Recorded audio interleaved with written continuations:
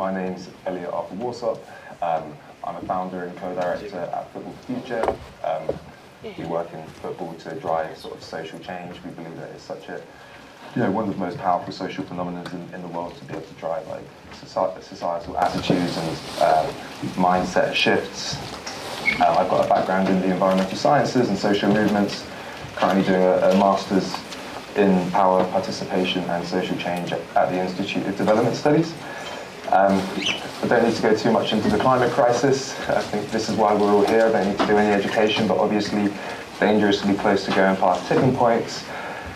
Having like runaway global warming, and there's a lot of reliance on maybe like phony carbon credits, neoliberal politicians, science fiction technologies that are going to maybe come out and save us. But these are all sort of hypothetical. We're relying on things that might not exist, or some institutions and individuals who've been historically unreliable. So is it the cultural sector that can really sort of drive this change? We've seen culture drive social movements to be able to achieve political change, which was previously seen perhaps unimaginable around different types of issues, whether this is gender equity or racial justice, just to name a couple. And the cultural sector is so unique because it unites people around the world no matter of their socioeconomic status, their nationalities, ages, genders, religions, political affiliations as well. Everybody's obsessed with celebrities or influencers or TV programs, music, sports, teams or personalities. And I think it's a really, really interesting frontier that's really starting to collide with climate action and climate awareness in a fascinatingly impactful way. And we've got some really awesome trailblazers here in the room today with us. So what today's going to look like, we're going to have about 40 minutes of conversation with these guys, and then we're going to open up for about a 10-minute Q&A at the end, and then you can all come and get a picture with after this. Okay, wicked. So to my right, we've got Enna Uwaifo, an intersectional environmentalist, formerly at Julie's Bicycle. To Enna's right, we have Victoria, who is the movement coordinator at Climate Declares Emergency. Next to Victoria, we've got Siobhan, who's the celebrity relations lead at WWF UK. And down the end, Jeremy, can you hear me? We've got Jeremy, who's the head of sustainability at ITV. So yeah, a really cool lineup. It's going to be a great conversation. And I'm going to just pass over to each of them in turn, just to give them 60 seconds to tell you guys a little bit about themselves and the missions for their organizations, and then we'll jump into some questions. Hi, my name is Enna Uwaifo, and I'm, like I just Elliot just said, I'm an intersectional environmentalist, and I was formerly a sustainability coordinator at Julie's Bicycle. So at Julie's Bicycle, I worked there for 2.5 years, and it was basically focused on the arts and culture sector in the UK. So I worked in the Arts Council England programme, and I supported organisations within Arts Council England's national portfolio organisations to report their carbon footprints every year. And I would also do the qualitative analysis as well, the thematic analysis, to basically demonstrate how organisations were changing it under the Arts Council England environmental programme. So I'll also do compile case studies and etc. And in 2022, I started my master's at the University of Bristol with the new programme, which is the Masters in Global Development and Environment. So it brings together global development and environment together. So that's also why I call myself an intersectional environmentalist, because we're trying to bridge those two things together. And I did a research project in Accra, Ghana, basically looking at the textile waste issue of the used second-hand market from the perspective of those who work within the informal informal workers within this huge used second-hand market called Cantonmento Market, and there's a huge textile waste issue in Ghana as well. So I was looking at the textile waste issue from that perspective, so looking at the socio-economic reasoning as to why there's a textile waste issue, if that makes sense. And so now I'm promoting my research. I'll talk more about it because I don't feel like I could explain it in a 1 minute intro, but yeah. Right now I'm promoting my research through public speaking, writing, and also working as a freelance researcher. Thank you. Hi, I'm Victoria Burns and I'm the National Coordinator for Culture Declares Climate and Ecological Emergency. And Culture Declares was formed in the UK in 2019. It's really set up to explore what arts, heritage and cultural design can do at the intersection of planetary crisis and social and economic justice. And since then we've evolved to a kind of global movement, but whilst trying to maintain our kind of place-based approach. So we're organised around hubs. There are now about 23 established or emerging hubs, regional hubs in the UK and also hubs around the world. And one of our challenges is to explore how we incubate a global movement without replicating cultural colonialism. So we very much work from sort of local to global. And the reason for the place-based work is, well, there are a number of reasons for that. One is the sort of, it's a democratic approach. It's less likely to, replicate systems of cultural hierarchy if you're working in place. That people can, engage without the barriers of kind of ideological difference potentially in place, because they can come together to create sort of tangible place-based change, which is empowering and also effective. So it's exploring system change at a local level, but also how that manifests between sort of nested systems from local to global action. And we've recently kind of reworded our vision statement, which is about truth-telling, caretaking and change-making, to kind of embed in the caretaking an increased sense of the importance of adaptation, i.e. there are baked impacts of the Earth crisis that are here already that are going to get worse. So it's important that we move from just mitigation to adaptation, and we explore what, how the cultural sector sits within that and what it can do, working in collaboration with other organisations on a community level, national level and a global level. So that's it in a nutshell. Hi, I'm Siobhan Bailey-Turner. I'm the Celebrity Relations Lead at WWF UK.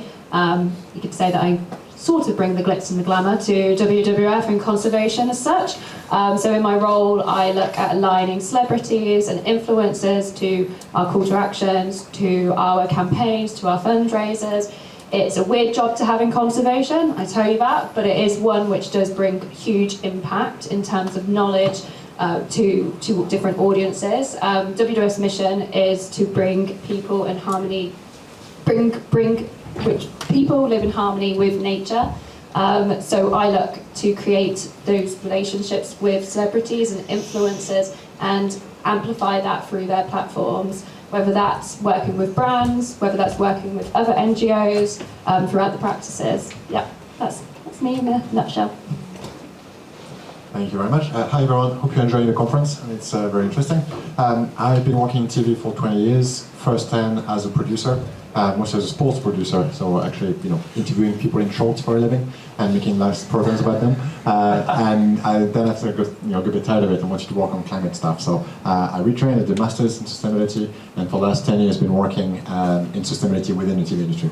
And that includes both reducing the environmental impact of TV and production and streaming and all this kind of stuff, but also increasingly how do we engage with viewers through our content, and how do we make sure that we can bring a mass audience, raise awareness, inspire action, inspire normalize change through programs that are watched by millions of people. So that's basically what I do. As well as obviously all the joys of being a head of sustainability, including the reporting, all the governance, all the fun stuff that comes with it. Brilliant. Awesome. So Jeremy, I want to start with you. We live in a country where so many people are obsessed with these little boxes that they've got in their lounges. Everyone sits down with their dinner trays and tucks into their TV meals. You've worked for some of the biggest broadcasters in the country, the BBC, ITV, and you've worked on developing the sort of reporting guidelines on climate change for television. It's like a very significant role to be involved in. Can you give us a little bit of an insight into how that conversation has evolved since you've had skin in the game?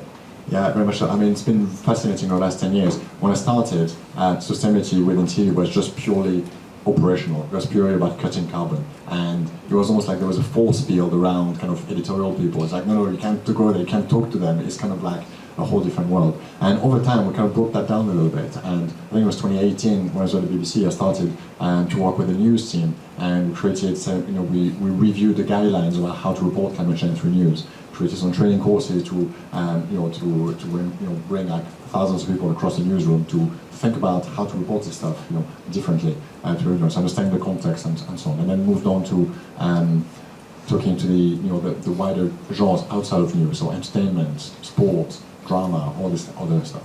And the engagement has been kind of slow going, but it's definitely momentum now. It's something that I think probably over the last 4 years, it's been, from becoming something that's relevant within sustainability conversation to now having a genuine network of commissioning editors and producers who are very engaged and who are curious and who are experimenting and who are trying to put stuff on screen.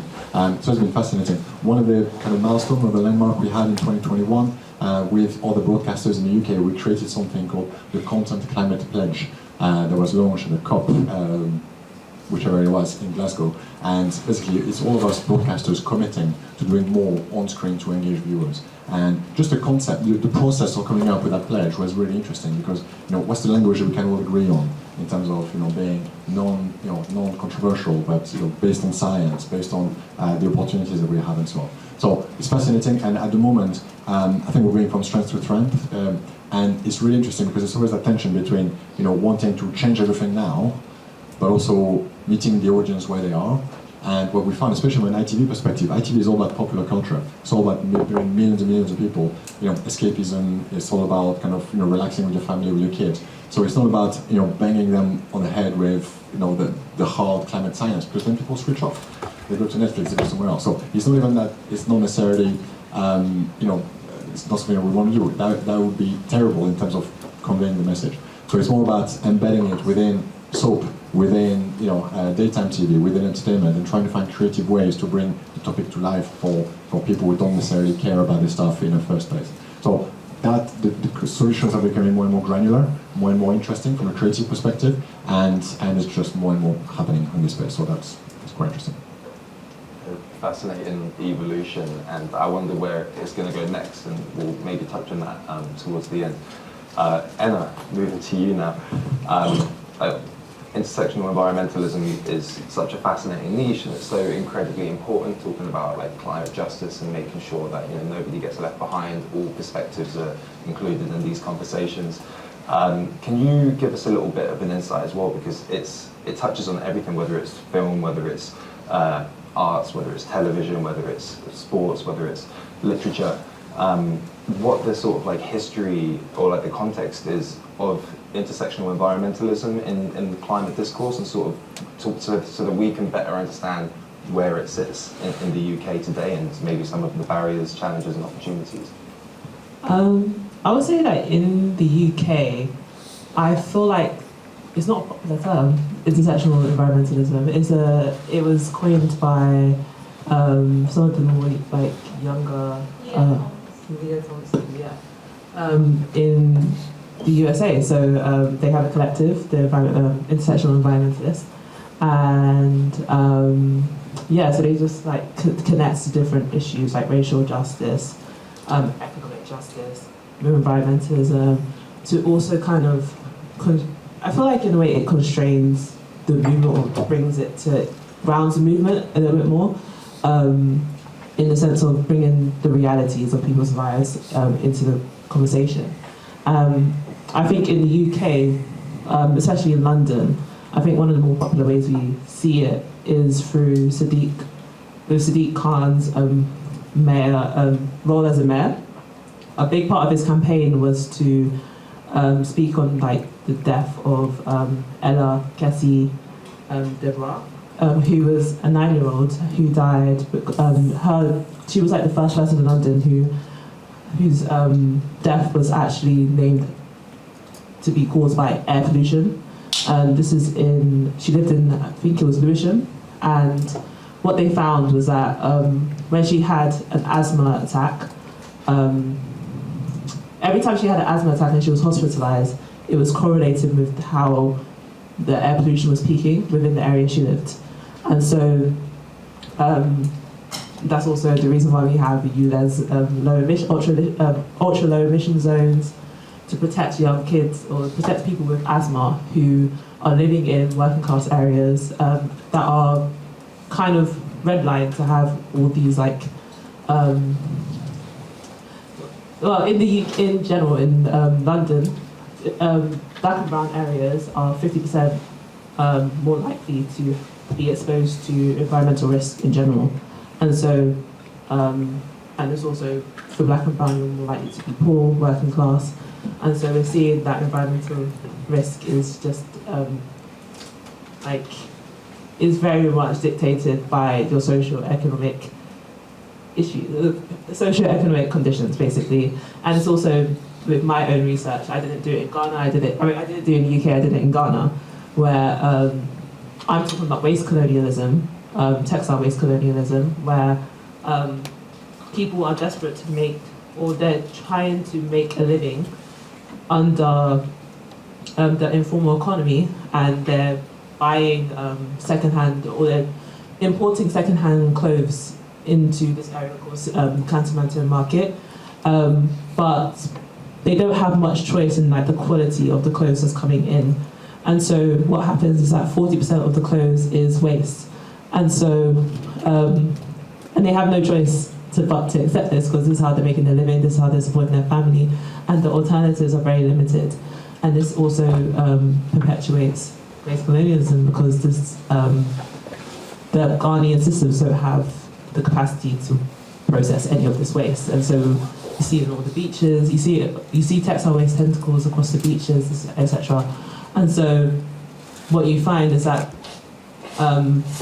how we're seeing environmental impacts, climate risk, is very correlated with socioeconomic issues. And so I think also with like, I think the program that I was in the University of Bristol, Global Development and Environment, it was a great opportunity to actually explore intersectional feminism and intersectional environmentalism, because it's a course that is, we're seeing many of these courses, it's like environmental, just adding the environmental element in all these different industries and exploring the intersections of how environmental issues, climate issues are connected with these things. And so in Julie's Bicycles, we're looking at the arts and culture sector. It's the arts and culture sector, it's quite niche. Alison Tickell put this idea together with a few people to really just explore how arts can mobilize environmental change. And it's a very creative way of thinking about environmentalism in general, which is to think about how to not be so concerned about putting it in a box, but more how can you expand how you're thinking about environmentalism, where it shows up, and that's what I would say about it. I think it's fascinating, and I think it's like the most intelligent way to approach climate action is not just focusing purely on climate action with your blinkers on, but thinking, okay, if we do this project or this initiative, how can we couple it up with being able to achieve this other type of social change? I think it's very holistic, and that's what climate justice really is. It's not just about saving the planet and putting certain people first who've got the privileges to be involved in those conversations and spaces. It's about making sure that everyone's involved. I think it's so important. Thanks for that. And Siobhan, celebrities. Okay, so I think it's like super cool being able to work with different voices, different personalities, to be able to platform them to drive different types of messaging around different topics and campaigns and whatnot. Can you tell us what does like the perfect collaboration with, like in a Goldilocks scenario, with a celebrity look like, to be able to like work with them on a type of campaign and maybe ground it in some of your work at WWF? Yeah, to be honest, Goldilocks is very different for different people, and depends on the campaign, the call to action, the fundraisers, but also the individual's journey. When you're working with celebrities, at the end of the day, it is a two-way factor. They are providing for us, and we are also providing them as well, in terms of their platforms and in terms of them looking, making their profiles look amazing as well at the same time. But there are certain things that we do need to look at when we're working with particular celebrities. And I suppose I have to approach it holistically in terms of how I do this. And that's through looking at authentic voices. I'm not going to go to somebody who is not at all passionate about climate, environment, nature, and people. If they're not passionate about that, I will not go near them at all. There is also relevance to the audience, depending on the campaign which we're doing. There's no point going to somebody who's not going to reach our target audience at the end of the day. We want to reach the right people. So we need to align the right celebrities with the right campaigns. Then there's engagement and impact. And I suppose as a good way of looking at engagement and impact is through WWF Ambassador Sir David Attenborough and the impact which he's brought throughout his life and his career. And that impact which he has had has been so culturally relevant in terms of throughout the world, and everyone knows him. But one specific moment in terms of that was the Blue Planet 2 effect in terms of the plastics and the outcry in terms of plastic pollution on the back of that, and how plastics are now, everyone knows, everywhere you go there's no plastics in terms of, well, I hope there isn't anyway, but there's lots of paper straws and alternatives on the back of that motion. And then at the end of the day, we want a long-lasting impact with each of these celebrities who we're working with. There's no point us bringing a celebrity onto a journey for one campaign. We want them to embed that into their lives. We want government to embed it into their practices. We want businesses to embed it. We want everybody to embed these practices every single day. So yeah, it depends on the person in terms of leveraging it, but there's lots of different aspects where we have to go through. And then also on top of that, there's a strict due diligence process which goes into all of my processes in terms of looking at background, looking at the brands which they're associated with. We won't be working at WWF with anybody who is advocating, for example, fast fashion brands, oil companies. We will not go near them. We need to make sure those voices are authentic and they connect to the audiences which we're trying to connect with in terms of our campaigns. Hope that answers. Does that answer it, sort of? Yeah, not at all. No, of course. That's great. Thanks, Siobhan. No, really interesting. Authenticity is so key, of course. Yeah. And at the end of the day, it's a partnership between you and these individuals. Yeah, right? yeah, it's totally a partnership because that makes it more like I said, it makes it authentic. People like another good example is Ellie Goulding. Ellie Goulding, previously to becoming a UNEP ambassador, was always in the climate and nature sphere and has always been very vocal and passionate about those causes. And when she became a UNEP ambassador in 2017 for environment, it showed how passionate she was again, and she's shown her passion through doing speeches, through doing talks, through doing campaigns to call to actions.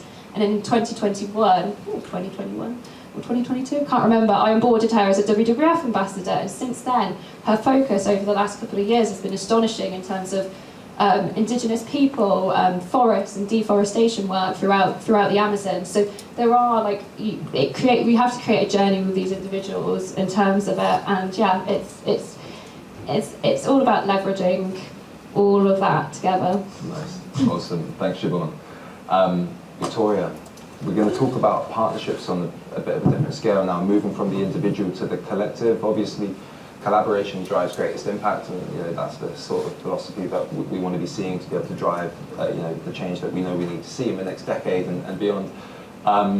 At Culture Declares Emergency, you've been in a unique position to be able to oversee partnerships from the cultural sector with different types of organisations, from policymakers all the way down to grassroots community organisations. can you give us a little bit of an insight into the importance of those partnerships and maybe some, I guess, like secrets of what makes the most impactful collaborations happen?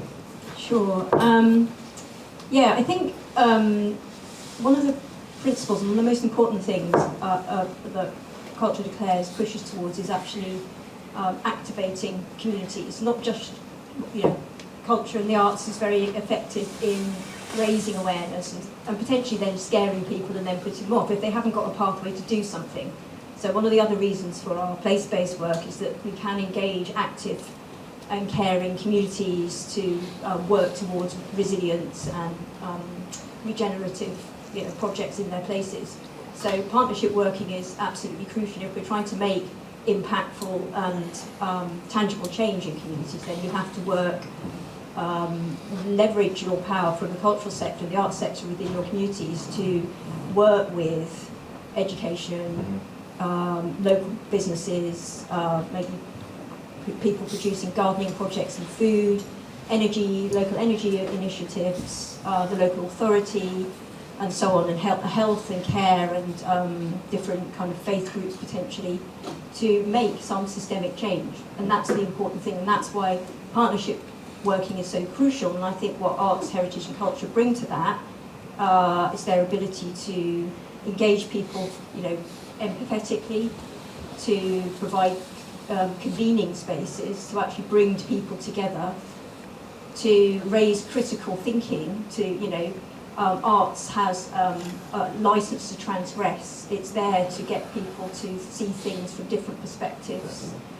So that's the power that it brings. And you can see, we can bring our skills to allow, insights into other mindsets. So that's where the sort of culture and the arts fit in, and the actual change is working with that kind of network or ecology of what it takes to create systemic change within a place. So that's why partnership working is so crucial. So to move just beyond showing to doing is a really important move where I think culture and arts plays a crucial role. I can give examples. For instance, say in Hackney, there's Stokey Energy, and they're engaged with the local schools, installing heat pumps, installing solar panels. At the same time, educating kids around energy and the energy crisis and transition. There's Growing Communities, which is a local growing garden group that provides you can get your food, your vegetables and fruit locally sourced. The local authority, Hackney, are they're very green, and they're pushing more for that, and they've signed up to the CEE bill, the Climate and Ecological Emergency Bill. So within that, there are all of those groups. And then there's an organisation called EcoActive, who work with the Parks Authority to find solutions around sort of adaptation and what solutions to biodiversity loss, but also flooding defences and so on. So they have they've used creative approaches to involve local kids and local groups in those decisions about our green and blue spaces in Hackney. So they all come together, and the thing that knits them is the sort of, and then there are kind of local arts and culture groups like Walking Trees, who've done work with Avenue Park Cemetery about looking at the trees and the risks to the trees. So that's a whole kind of ecosystem of groups that can come together to create change using the skills of the kind of arts and creative community that exists within all of those groups. Use creative approaches to think about solutions to our local problems. So, and once you've got a model like that, then you go from the grassroots upwards. So you influence the local authority to be more radical. The local authority or a Labour authority, they can influence their own party. The CEE bill, not all. I think that Labour has their own approach, but now they're taking, which isn't quite as radical as the CEE bill, but our local Labour authority has been inspired to sign up to the CEE bill, so that's actually pushing their own party, which obviously has an effect on government. So, yeah, that's kind of why partnership working is so crucial. Nice. Can I just say as well, how important you guys are for storytelling and bridging that gap? And we need culture, we need the arts to tell those stories on the ground, and that's why people like you are important. So the storytelling, and that's sort of, as soon as you can kind of tell a different story, you're critically reflecting on your existing story and you're exposing the hegemony for what it is. It's a story. Our extractive economic system is a story. It's not a law of nature. Then there are other ways of being and doing and seeing the world that are more inclusive. I could go on, but it will come up in the next question. It's fascinating. It all comes down to storytelling. I mean, that's sort of like the crux of this panel as well. I'm a firm believer in framing theory, that you can speak to anybody about anything as long as you frame it the right way. And I've got a quote from you, Jeremy. Jeremy said, "For ITV, it's all about meeting people where they are with entertainment and high-profile shows, and weaving climate throughout our narratives, not like hitting them on the nose with it." Okay, so that's like the way that ITV is framing their sort of like climate narrative and climate conversation through your programming. I think it's like really interesting and an impactful way to go about doing it. I was just wondering if you could sort of share some examples of how that manifests in your shows, and also maybe some underpinning of that strategic approach for you guys. Yeah, absolutely. I think, first of all, you need to start by looking at the range of outputs that we have. Okay, so we have some news output within ITVs. There's certain opportunity to approach sustainability and climate within the news output. Then you have the entertainment, you have some factual, you have sport. So what we did is look at all the different type of shows that we do and different types of audiences and understand, okay, what's the opportunity there?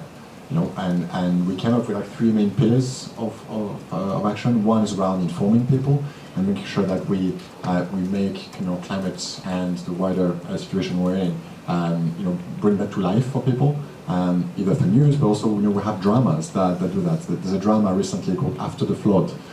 You can catch it on ITVX if you want. But it's a crime drama, but it happens within a community where there's just been a flood. I mean, so it's bringing climate change within the background of the program, not the foreground. And in a way, we don't talk about climate change so much. There's a few mentions in the shows, but it's about bringing it to life, making the audience feel like, oh yeah, I can feel what this stuff is about. And the news output is also very important for that. The second big, bucket, if you want, is about inspiring change. So it's maybe things like, the daytime shows that we look a lot. Doing a lot of segments around, sustainable fashion and sustainable diets, and cooking shows where you learn about vegetarian recipes instead of just meat recipes, and so on. And there's a range of different ways we can do that in a way that is authentic, that is relatable, that is accessible, but putting the right personality again in terms of conveying that message, and so on. And then the third bucket, it's some overlap, but it's about normalizing the change. So making it normal. It's not necessarily something you talk about, it's something that just happens. So within some of the soaps, or some of the other type of shows, you can see in the background, someone cycling or plugging the electric car or something like that. It's not something that you talk about, it's not part of the story, but it just happens in the background. Okay? And we have like different ways now by sort of exploring these topics that helps us to have a conversation with the creative folks, commissioning editors or producers, to kind of drop some ideas, but also for them to come up with their own ideas. I think that's the key thing for me as a sustainability body within the company. It's not for me to tell every single one of them. Like we have hundreds of hours of outputs, every year, thousands. It's more like creating the conditions so that people come up with their own thinking around this stuff and trigger their creativity for this stuff. And then that's partly celebrating some of the successes, inspiring people, connecting them with relevant people across the sector or in other sectors so they can come up with their own ideas. Some of the probably some of the most eye-catching successes we had is also with the commercial side of things, advertising. So Love Island. Love Island. You guys are probably in the demographic for people who watch Love Island, but big partnership with eBay just over the last few years, all about pre-loved fashion. Love Island until a few years ago, what the big kind of commercial sponsor was fast fashion, which is great, and the whole show was about fast fashion. Look at me, I'm just now.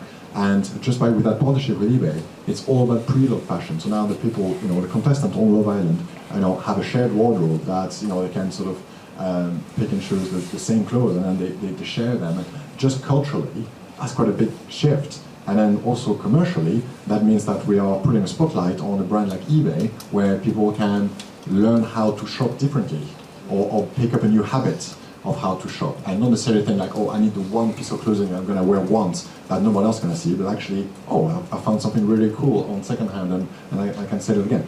And it's trying to create those kind of cultural shifts, behavior shifts, but to an audience of like 5-10 million people. And really creating that mass change, taking something that was maybe a bit fringe, but making it mainstream. And that's the thing that the power of the TV, especially a channel like ITV, which is all about mainstream audiences, popular culture, and trying to bring, trying to make that change. But again, it has to be relatable, it has to be authentic. It still needs to bring in millions of people, of viewers, because otherwise the channel doesn't exist anymore. So it's not about trying to do. We try to do some shows that are a little bit more on the nose, like focused on climate and sort of the science and stuff, but they don't necessarily rate very well because it's not necessarily what the audience want to see on a Saturday night when they're just sitting with their family and stuff. So it's about trying to find that mix, that balance between bringing in people, making them feel like having fun, entertaining, feeling emotions through drama and so on, but finding the ways to bring this kind of the new awareness. One of the taglines for ITV in terms of what the purpose of ITV is reflecting and shaping culture for good. And it starts by reflecting, meeting people where they are, and then, bringing the change as we go along. Nice, awesome, thanks, Jeremy. So we've got about 8 more minutes of questions with these guys, and then we're going to go to a 10-minute Q&A. Yeah, sorry. I had a question. Okay. Can we save it for 8 minutes time? I'll come to you first, I promise. Okay, cool. So yeah, what I'm going to do is I'm going to switch up the format. I'm just going to ask the question for you guys, and I'd like you to chip in where appropriate. And sort of playing devil's advocate. Obviously, there's like a variety of different strategic approaches to any type of challenge or problem.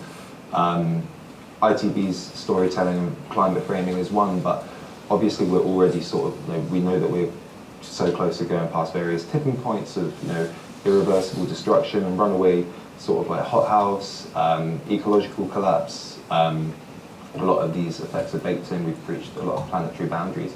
Where does that balance lie between sort of not wanting to be too disruptive and saying and telling the truth about the situation? Victoria, please. Yeah. I mean, I think the truth telling is the truth telling is partly what they're doing with the ITV dramas, which is reflecting back what people's lived experience. So if you reflect back people's lived experience and they can relate to that, then that's part of the truth telling process. And I think the adaptation has kind of already started. So we had, for instance, as another example, during art centres venue-based art centres were asked to provide warm spaces during the cost of living, during the fuel crisis. And that's a kind of example of adapting and providing space. And I know there are a number of those communities who then gently started weaving in, questions around why are we here, why are we having to use this coal space, and some questions around fuel. So that's both truth-telling, providing care and adaptation, and truth-telling in one thing, and then working on solutions with communities. And actually, there's one particular space that's up in Scarborough, one of the art galleries there, and from that kind of warm space, they created a space called Space to Be, which is also replacing civic spaces which have been lost. And on one of their latest projects, we've been working with, I think it was you guys, wasn't it? It was Spurn Point, where the seagrass. So there's the seagrass is dying in Spurn Point. Seagrass is a massive carbon sink. So within this community of people who come together because it was a warm space, they started creating seed pouches. And whilst they were creating the seed pouches and talking about it, it was kind of creative work. They started talking about why we need a carbon sink and why it's dying. At the same time, they're creating these seed pouches were then taken to Spurn Point, and they've regenerated the seagrass at Spurn Point. So perfect kind of, both truth-telling, positive action, and a community caring space. So, love that. We've got quite a lot of seagrass sites throughout the UK. Yeah. Check them out, they're amazing, they are brilliant, and the communities which run them are honestly like astonishing, and their stories which they have in terms of how they got involved, like it's really, really, really inspiring, and I would 100% go and check them out online, all of them. And now they completely know the story, they know why they were in the warm space in the first place, and sort of connected that to some action where they've taken positive action for change. So now we have, you know, climate activists who didn't realise they were climate activists, and never a millionaire would have associated themselves with that. Just to build on your question, I think it's something that I think about a lot, and I've thought about a lot for the last 10 years. You know, how do you find the balance between just how quickly things need to change and how radically things need to change, and what you can convey within, you know, a TV program. And in a way, like I feel like we're all somewhat in denial, you know, about the scale of what we're talking about, and we all have like, you know, a veil in front of the eyes, and if you just pull it off, then people freak out. So you got to be quite, you know, there's been loads of programs actually. It's not as if we've not done anything. There's been loads of documentaries, also programs around, you know, how bad things are. So I think it's about, you know, finding the balance between what do you expect from a TV program. You know, it can't like just change the world. I used to, when I started a few years ago, you know, doing some training sessions for commissioning editors about, you know, climate. You know, I was like trying to like, you know, blow their mind a little bit on this stuff, and I was like, that's it, I cracked it. You know, I've trained 20 commissioning editors, problem solved, you know, they're going to make programs about it, but no, it's hard. Like, you need to convey this stuff in programs, you need to find the creative angle, and then you think about, okay, what impact am I actually trying to have with this? And think about how people consume, you know, TV or all that kind of like, you know, cultural, you know, content. They go from one thing to the next, you know, something can have an impact, but it doesn't necessarily, you know, completely transform their life. And then how do you move from that, you know, touching the individual, to actually changing policy? Because that's the thing that's, you know, you're going to, you know, start to make a difference. So where I am now is more around, you know, trying to continue to raise the awareness about the reality of it, but also trying to normalize what a more sustainable society will look like, and trying to break those barriers down so that we can sort of make it easier for people to move forward on their journey, and then trying to normalize action so we build more of a, you know, it's something that's normal across communities, across, you know, different families, across people's lives, to move it. Like it doesn't move as fast as I'd like. But I think like it's about bringing everybody together, you know, a bit in this way, in a kind of mass media, and then it's always going to be like, you know, the more pointed stuff that really to trying to have more impact, but it's a fine balance. And when you talk about mainstream media, it is about, you know, at the end of the day, it's a business, and it needs to run, and it needs to like, you know, push its face and get revenue. So it's trying to find the balance and how to make it a commercially viable position. You know, we just published a climate transition plan recently at ITV, one of the first one out there, and it's all about how do you find a coherent, holistic strategy for the business, which brings this more proactive, you know, approach from engaging viewers, but also commercial strategy that helps us to achieve that, so we have a sustainable business in the future. So it's bringing all of that together. I think in terms of WWF on that point, we're quite lucky as a charity, and Ellie, I'm looking at Ellie. Ellie used to be working at WWF as well with me as a fellow panda. But in terms of us as a charity, we're quite lucky because a lot of people see and look at our messaging, and you know, we try to find the solutions and advocate for the solutions, so it's a positive messaging as well. We need to obviously educate and show the not very nice side, but we also need to show the solution so people feel a bit more engaged and a bit more like, yeah, we can do it. And you know, I'm very lucky in terms of my job, and celebrities have the power to divert individualism and bring that community action, because they have communities, they have very loved communities as well who will listen to them and take action if they ask them to. And whether that's, you know, voting in the next general election and voting for nature, or whether that's, you know, contacting your local MP, or if that's going vegetarian 5 days a week, you know, everybody can play their part in many different ways, but it's communicating it to the audiences through the right voices. Hi, yeah, so I think because I'm on like a freelance journey, I think one thing I needed to take it's quite relevant to people who are doing, like, coming out, doing their undergrad, doing their masters as well, and especially if you're a person of colour.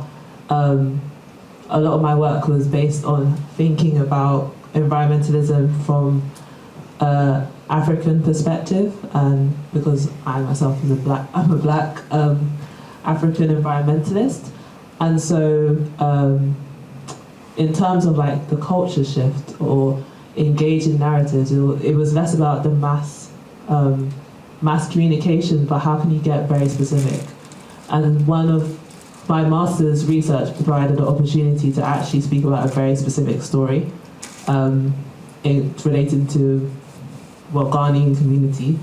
Like, going to Ghana, speaking to Ghanaians there's Ghanaian British people here, even if you're not Ghanaian, you're West African, and you can be interested in what's happening in Africa.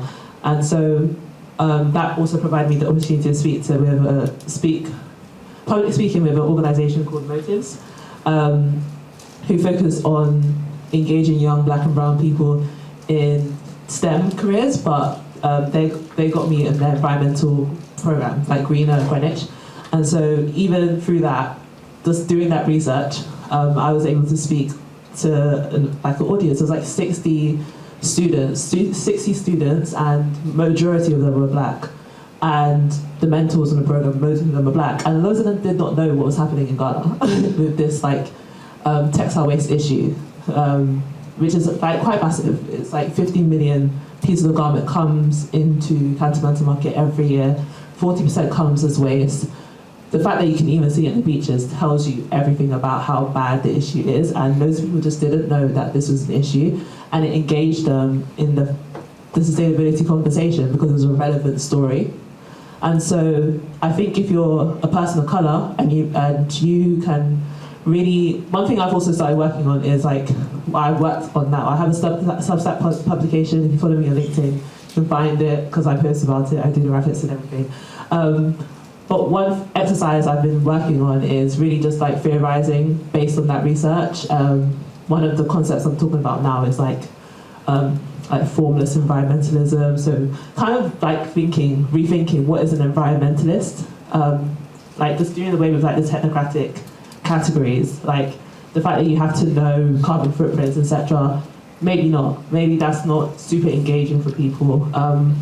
What I'm trying to transition into is more thinking about stewardship, bringing that concept back, because that's relevant to a lot of people who come from our communities, which is that we have these indigenous roots and histories that have been lost because of colonialism. So, and we have these concepts of stewardship, how we relate to nature.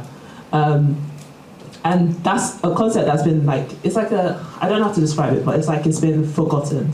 And it's bringing that back in, how can you be a steward of nature? How can you build connections with nature? And, being in nature can help you with mental health. Just going to a park and connecting with nature as well. And just de-stressing from the stresses of modern life and being on your phone and always on digital devices as well. So yeah, just thinking about your communities and inferiorizing from that place, and then talking about thinking how do you connect with different communities instead of maybe just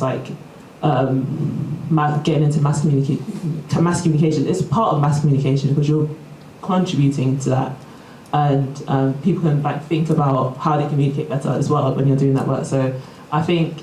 Especially if you're a person of colour in space, really just narrow down as well. Don't forget your community, basically, and how you can speak specifically to them. Yeah. Nice, thanks, Enna. So I'm aware we've just got 5 minutes left, so good time to open up to the floor, and we've got our friend over here. He's going to take the lead.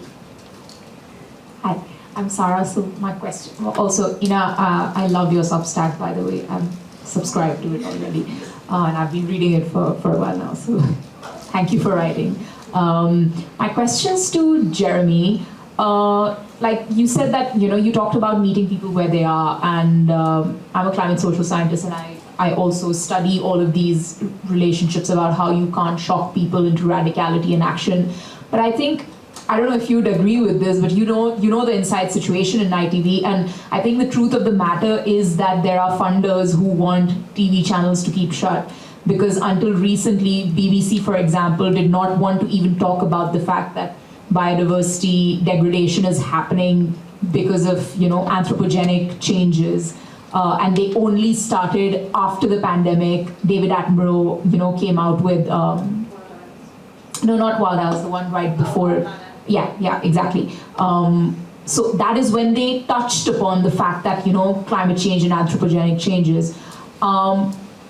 I feel like we don't have the time. I mean, maybe for the global north, they can think about, this is uncomfortable for us. They have time to engage in subliminal messaging, which I think has its place. There's research to show that you don't have to have obvious messaging. You can have indirect ways. But what chance do you think internal advocacy has if someone like you does it within ITV as head of sustainability to kind of push the envelope a bit? Because we really don't have that kind of time, So how do you reconcile all of those things? Yeah, I mean, the first thing is that, as I said earlier, yes, I wish things were moving, quicker and we could, move faster. But again, we're working with an established system, in terms of how the TV industry works, as well as other sector. And you can't, when you work from within, you need to work, how does the system work, and how can we switch? How can you pull levers to shift it over time? And if you're trying to tell the system, no, stop doing this, do this, the system is like, nope, go away, because you need to work within the rules and within the culture that's within those companies. And so it's about one of the approach we've had is to really normalize that change within the industry, and it takes a bit of time. But what we see now is much more engagement. Now, talking about the breadth of change that we need to see that you're talking about. I think it's going to take a bit of time to get the industry, but also the audience ready for it, because we can't move faster than the audience on that. We can't sort of, it's not because we put something on the telly that the audience is, say, oh yeah, that was definitely true. And do you know what I mean? So there's to and fro. As I mentioned earlier, I thought, oh, if we just put it on the TV, everything's going to change. But it's not that simple. And so I hear your point around, we need to move faster. We need to have a much broader, understanding across society of everything that's going on.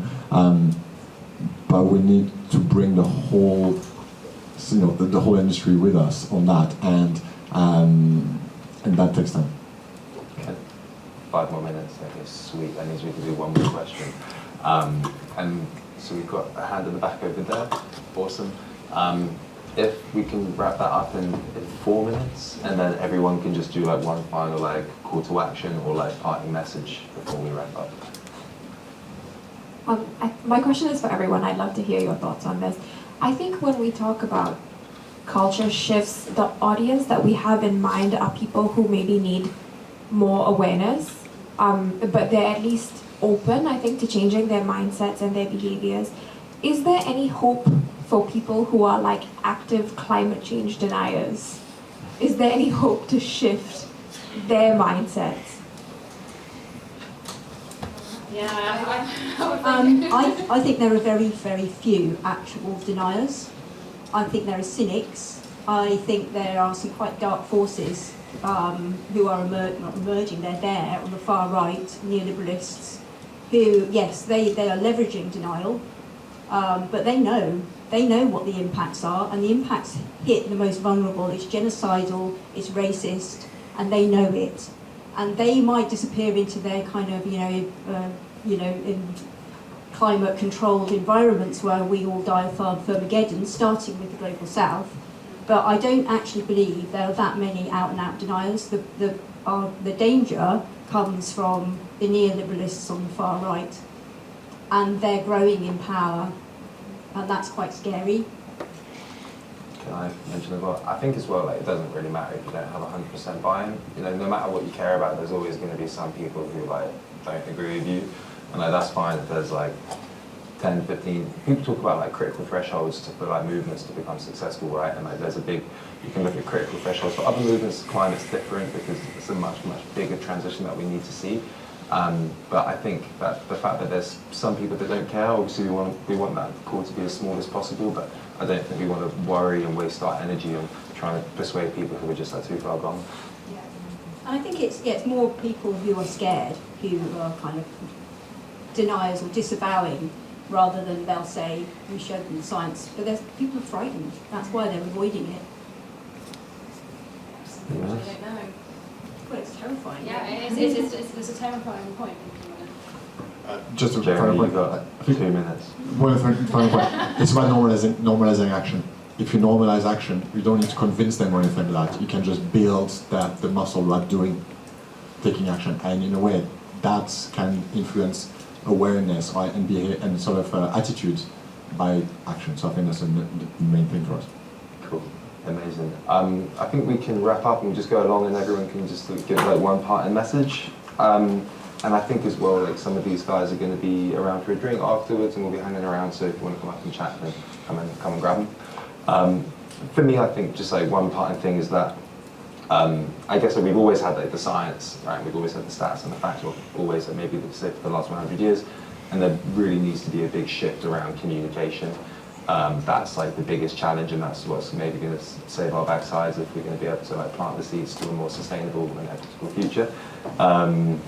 And I think like a big part of that, you know, we're talking a lot about raising awareness, but I think it's about attitudes as well. It often gets like left out of the social change thing. It's not just like let's educate people and let them know about it. Let's like make it more attractive to do this. Obviously, this links in with like, the cultural sector like so significantly. And a big thing that's come up has been about like normalization, and it's like let's redefine what it means to be an activist. I know you mentioned that, Victoria, as well. Like redefine, you know, you don't have to be some like crazy hippie or anything like that. You can just be, you know, like one of you G's sitting here right now, and just like, you know, we're just like young people who it's normal to care. Let's go down. Enna.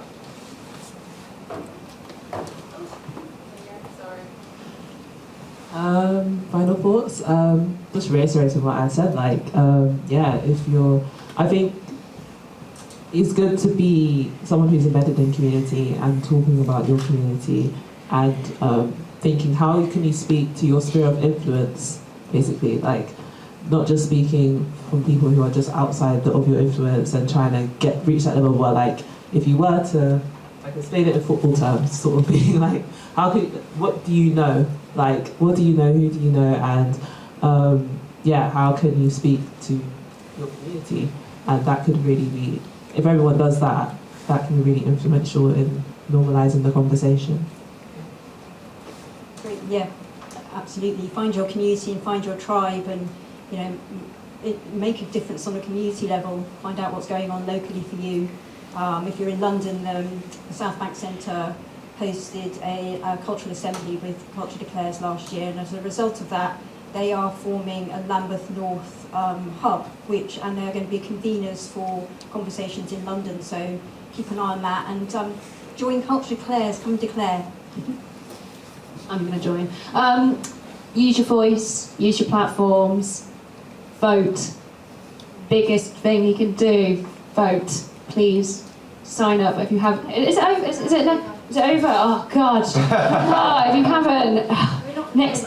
Not for the general election, but for the general election, make sure you vote and and your mates. You spread awareness of that. You know, I'm not saying at all what political party to vote for at all. I'm not saying that, nor can I.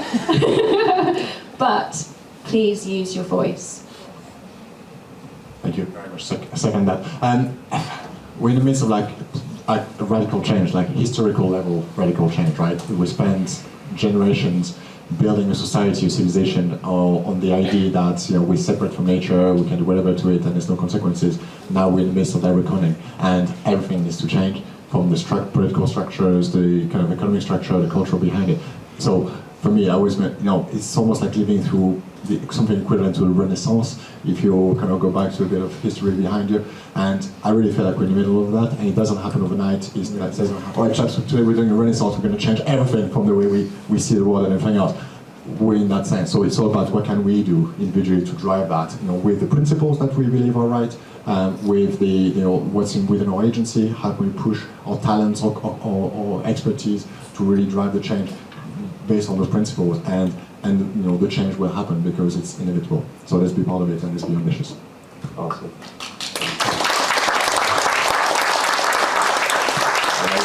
I was going to say, if Jeremy, you're closing a panel and not saying that the revolution will be televised, we got to have a chat. Leaving that for